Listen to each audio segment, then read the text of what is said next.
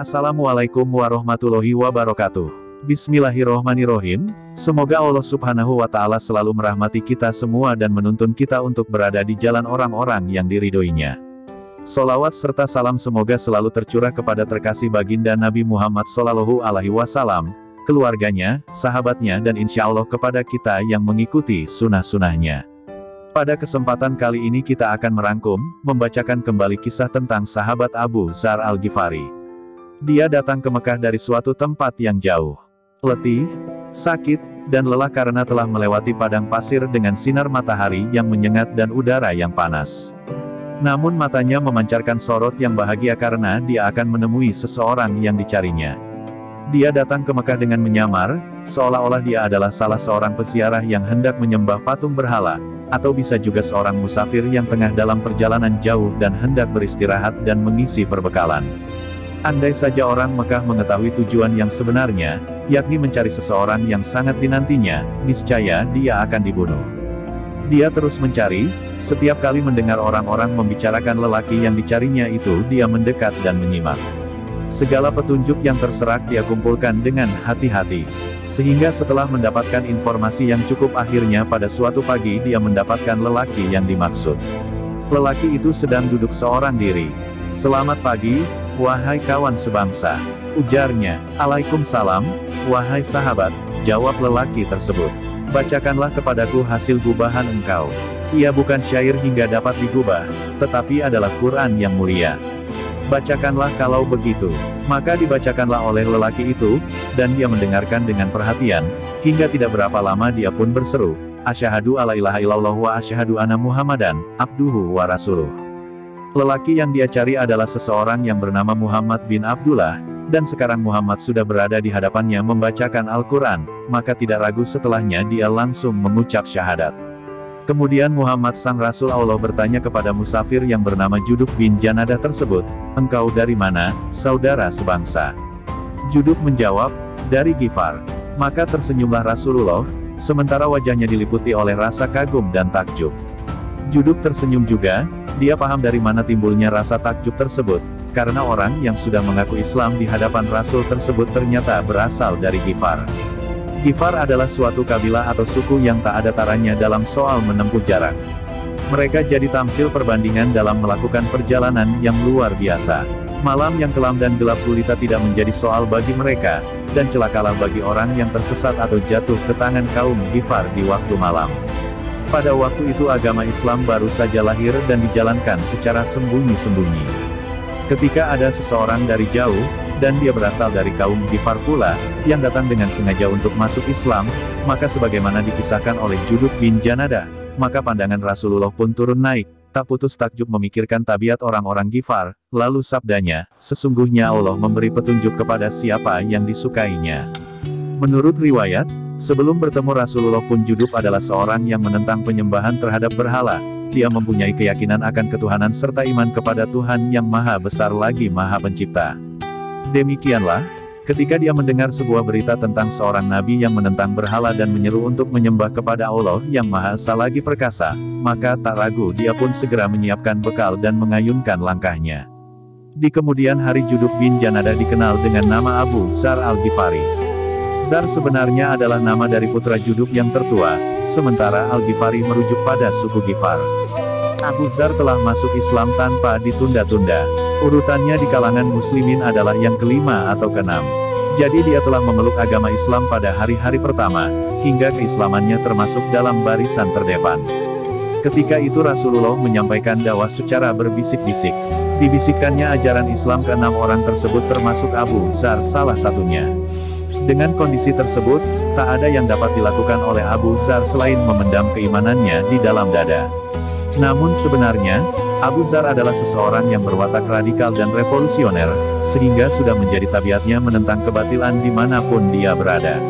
Saat ini kebatilan ada di depan matanya, dia menyaksikan orang-orang membentuk batu menjadi figur tertentu yang kemudian disembah oleh penciptanya sendiri, seraya berkata, "Inilah kami datang mengikuti titahmu." Bagi Abu Dzar ini sama saja dengan merendahkan akal mereka sendiri. Suatu saat Abu Dzar bertanya kepada Rasulullah, "Wahai Rasulullah, apa yang harus saya kerjakan menurut engkau?" Kembalilah kepada kaummu sampai ada perintahku nanti. Ujar Rasul, demi Tuhan yang menguasai nyawaku, aku tak akan kembali sebelum meneriakkan Islam dalam masjid. Kata Abu Dzar. Abu Dzar pergi menuju Masjidil Haram dan menyerukan dengan sekeras-kerasnya suaranya, Asyhadu alla ilaha illallah wa asyhadu anna Muhammadar Rasulullah. Dalam riwayat, diketahui teriakan ini merupakan teriakan pertama tentang agama Islam yang menentang kesombongan orang-orang Quraisy dan memekakkan telinga mereka. Sebagai akibatnya, dia mendapat perlakuan yang sudah dapat diduga sebelumnya. Orang-orang musyrik mengepung dan memukulinya hingga rubuh. Seorang perantau asing, yang di Mekah dia tidak memiliki kawan, jauh dari kaumnya, juga tidak memiliki sanak keluarga maupun pembela, namun dia berani dengan lantang meneriakkan tentang agama Islam tanpa keraguan. Itulah Abu Dzar Al-Ghifari. Abu Dzar meneriakkan kalimat syahadat dengan keras di Masjidil Haram di hadapan kaum Quraisy. Atas tindakannya tersebut dia dipukuli. Berita mengenai peristiwa pemukulan terhadap Abu Dzar oleh kaum Quraisy segera sampai kepada paman Rasulullah, Abbas. Ia segera mendatangi tempat terjadinya peristiwa tersebut. Dia sadar, satu-satunya cara untuk menyelamatkan Abu Dzar hanya dapat dengan cara diplomasi halus. Maka Abbas berkata, wahai kaum Quraisy, kalian semua adalah bangsa pedagang yang mau tak mau akan lewat di kampung Bani Ghifar. Dan orang ini adalah salah seorang warganya, bila dia bertindak akan dapat menghasut kaumnya untuk merampok kafilah-kafilahmu nanti. Mereka sadar akan hal itu, maka ditinggalkannya lah Abu Dzar. Namun watak keras Abu Dzar tidak dapat ditundukkan, terlebih dia adalah salah seorang suku Ghifar yang memang terkenal tangguh. Peristiwa pemukulan tersebut bukan apa-apa baginya. Pada hari berikutnya dia melihat dua orang wanita sedang tawaf mengelilingi berhala-berhala Usaf dan Nailah sambil bermohon kepada berhala-berhala tersebut. Abu Dzar segera berdiri dan menghalangi mereka, lalu di hadapan mereka berhala-berhala itu dihina oleh Abu Dzar sejadi-jadinya. Melihat peristiwa itu, kedua wanita tersebut menjadi histeris dan berteriak-teriak, sehingga orang-orang di sekitar gempar. Khalayak paham dengan apa yang sedang tengah berlangsung, dan segera mereka memukuli Abu Dzar hingga tak sadarkan diri. Begitu siuman, kalimat pertama yang diucapkan Abu Dzar adalah, bahwa tiada Tuhan yang hak diibadahi melainkan Allah, dan bahwa Muhammad itu utusan Allah. Rasulullah dapat memaklumi akan watak dari murid barunya yang bengal ini. Rasulullah takjub terhadap keberaniannya dalam melawan kebatilan. Hanya, bagi Rasulullah cara berdakwah secara terang-terangan untuk saat ini belum waktunya. Maka diulanginyalah perintah agar Abu Dzar kembali ke kaumnya. Abu Dzar diperkenankan untuk kembali apabila dia sudah mendengar kabar bahwa Islam sudah dalam tahap bisa diperjuangkan secara terang-terangan. Pulanglah Abu Dzar ke kampung halamannya di mana Bani Ghifar beserta sanak keluarganya berada. Abu Dzar menceritakan kisah pertemuannya dengan sang Nabi yang baru diutus oleh Allah, yang menyeru untuk mengabdi hanya kepada Allah yang Maha Esa dan membimbing orang-orang agar berakhlak mulia. Cahaya Islam mulai berpendar di sana, seorang demi seorang kaumnya mulai masuk Islam. Bahkan usahanya tidak terbatas pada kaumnya semata, tapi dilanjutkan sampai ke suku lain, yaitu suku Aslam. Pun di sana cahaya Islam pada akhirnya bersinar terang. Kisah lain mengatakan, karena tempat tinggal Bani Ghifar adalah jalur perdagangan bagi orang-orang Quraisy, maka ketika pemukiman Bani Ghifar telah hidup dengan cahaya Islam, mereka pun berdakwah terhadap siapa saja yang melintasi daerah tersebut. Riwayat mengatakan bahwa ketika ada rombongan orang Quraisy melintas daerah tersebut, Abu Dzar mengajak mereka untuk masuk Islam, dan banyak di antara mereka yang masuk Islam karena pengaruh Abu Dzar. Hari demi hari berlalu mengikuti peredaran massa, Rasulullah telah hijrah ke Madinah dan menetap di sana bersama kaum muslimin, hingga pada suatu hari, di dekat Madinah hadir serombongan kafilah dalam satu barisan panjang, mereka terdiri baik dari para pengendara maupun pejalan kaki. Mereka tiba di pinggiran kota Madinah dengan kepulan debu yang mengikuti di belakang mereka. Kalau bukan karena suara gemuruh mereka yang mengumandangkan takbir, tentulah mereka akan disangka sebagai orang musyrik yang akan menyerang kota Madinah. Rombongan besar itu semakin mendekat dan lalu masuk ke dalam kota Madinah. Mereka meneruskan langkahnya menuju Masjid Nabawi, yang mana Rasulullah pun tinggal di sekitar situ. Rombongan itu tiada lain adalah kabilah-kabilah Ghifar dan Aslam yang dikerahkan oleh Abu Dzar, dan tanpa terkecuali mereka semua telah masuk Islam, laki-laki, perempuan, orang tua, remaja, dan anak-anak. Bani Ghifar dan Bani Aslam sudah menunggu cukup lama untuk bertemu dengan Rasulullah. Walaupun pernah mendapat penggambaran mengenai sosok Rasulullah dari Abu Dzar, bagi mereka itu belum cukup. Mereka ingin melihat langsung, dan pertemuan ini adalah sesuatu yang sangat mendebarkan. Mereka tidak sabar. Abu Dzar berkata kepada kaumnya, kalian akan segera melihatnya, dialah yang terbaik dan melebihi semua orang dalam keunggulan. Abu Dzar terus melihat ke arah jalanan, menunggu dengan gelisah. Setelah cukup lama, Abu Dzar melihat sosok seseorang di kejauhan sedang menaiki unta. Sontak dia berteriak, demi Allah, Nabi telah datang. Kaumnya dengan serta-merta mengikuti teriakan Abu Dzar dalam kekompakan berteriak, Nabi Allah telah datang, Nabi Allah telah datang. Abu Dzar dengan tergesa-gesa mengambil tali kekang unta yang dinaiki Rasulullah.